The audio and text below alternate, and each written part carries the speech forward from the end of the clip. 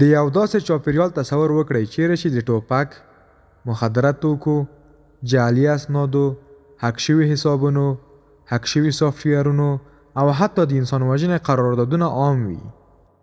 ډارک ویب دا ټول په تیاره ویب کې داسې دي لکه موږ چې له آنلاین بازارونو څخه د خپلو ستونزو د هوارولو لپاره چیزونه اخلو.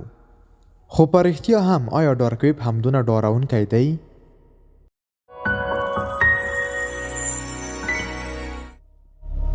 په پیل کې د نننۍ موضوع د روښانتیا لپاره د انټرنیټ په ډولونو باندې به لږ څه رڼا واچوو. انټرنیټ په دریو برخو ویشل شوی دی چې لومړی یې سرفیس ویب، دویم یې ډیپ ویب او وروسته یې ډارک ویب دی. راځو سرفیس ویب ته. دا د انټرنیټ هغه برخه ده چې موږ او تاسو ټول ورسره سره کار لرو. که لږ څه واضح کړم، ټول هغه معلومات، انځورونه، ویډیوګانې او فایلونه چې موږ او تاسو یې په انټرنیټ کې ګورو دې ته سرفیس ویب وایي. د مثال په ډول لکه یوټیوب، فیسبوک، انسټاګرام یا بل هر پلیټفارم چې موږ یې کاروو او معلومات ترې نه اخلو، یا په کروم براوزر کې چې څومره معلومات شتون لري، دا ټول د سرفیس ویب برخه ده چې دغه برخه 4% د انټرنیټ تشکیلوي. دویمه برخه د انټرنیټ ډیپ ویب ده.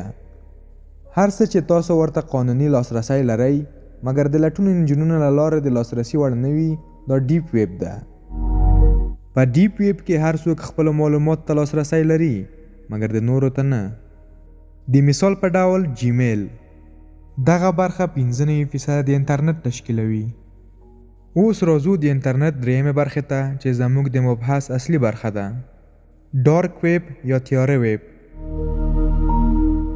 دا د انټرنیټ یوه پټه برخه ده چې د عادي لټون انجنونو لکه ګوګل، بینګ او داسې نورو انجنونو څخه پټ دی او یوازې په ځانګړو براوزرونو باندې لاسرسی ورته کیږي. ډارک ویب ځان ته براوزر لري چې د تور براوزر په نوم یادیږي. تیاره ویب ته ننوتل ممکن ستاسو لپاره نه جبرانېدونکې پایلې ولري. څرنګه چې دې ځای کې ډیری مجرمین او مسلکي هکران شتون لري، نو دوی کولی شي په اسانۍ سره ستاسو مهم او حساس معلومات ترلاسه کړي او ستاسو لپاره بېلابېلې ستونزې رامنځته کړي. که تاسو د لیوالتیا له امله تیاره ویب پاڼو ته ننوځئ، نو دا به غوره وي چې د آی پي بدلولو سافټویر وکاروئ، خپل موقعیت، ویب کم او مایکروفون مو بند کړئ. تیاره ویب ډیری وختونه د جرمي کړیو لخوا استعمالیږي. ځینې وختونه د هغو خلکو لخوا هم کارول کیږي چې غواړي خپل معلومات خوندي وساتي، یا د سیاسي فعالینو لخوا د یو بل سره د ارتباط ساتلو لپاره هم کارول کیږي.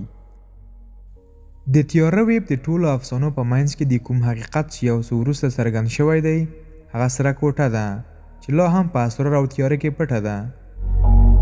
د افسانو په وینا په تیاره ویب کې یو ژور ځای شتون لري چې ژوندۍ شکنجې او وژنې صحنې خپروي او لیدونکي د هغه شکنجې غوښتنه کوي. په سرې کوټې کې دا شکنجې د یوې بولۍ په څیر وي چې هر کس چې لوړ ریټ ورکړو د هغه په خوښه به دا شکنجه ورکول کیږي، چې دا د بیټکوین او کریپټو کرنسي په ورکولو سره ترسره کیږي. په حقیقت کې هغه کسان چې غواړي تورې پیسې په سپینو پیسو واړوي، دا په ډارک ویب کې شونی ده. دغه برخه 1% د انټرنیټ تشکیلوي.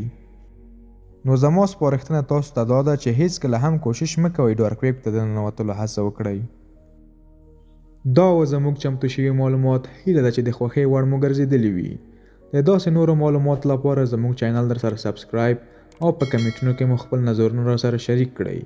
تر بلې ویډیو مو په الله سپارم.